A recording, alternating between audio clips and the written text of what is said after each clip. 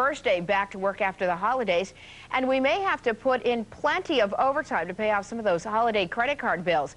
Joining us now live is News 15's Robin McLean. Robin, how can we get over these credit card blues? Well, Mary Ellen, we want to talk specifically about some ways to avoid that credit card crunch. And joining me is Larry Chiang of United College Marketing Services.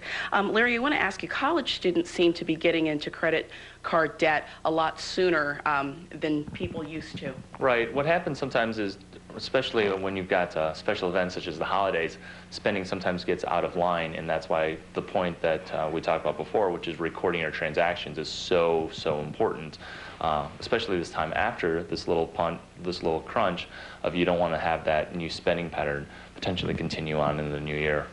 Now, you say the internet is one way people can find out about their credit history as well as get some tips on how to avoid the credit crunch. Right. The internet's a great place to start. We have a free website at collegevisa.com, and it's one of the sites that allows you to turn your credit card into a financial tool and just get the lowdown on how credit reports are scored and how loan officers use them to compile information to judge whether you qualify for lower cost car loans or lower cost mortgages.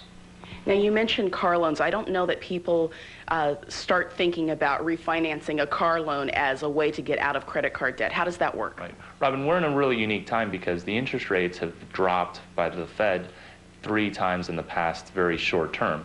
And the reason that's a big ramification for regular consumers is the fact that when interest rates are dropping, people naturally think to refinance their house, a major purchase.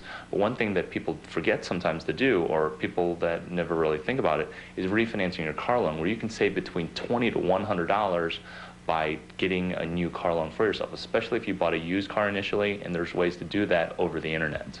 Okay, thank you very much, Larry, for joining us. So, Mary Ellen, if we could just take these tips and remember them next year so that we don't get into holiday debt. Practice, practice, practice.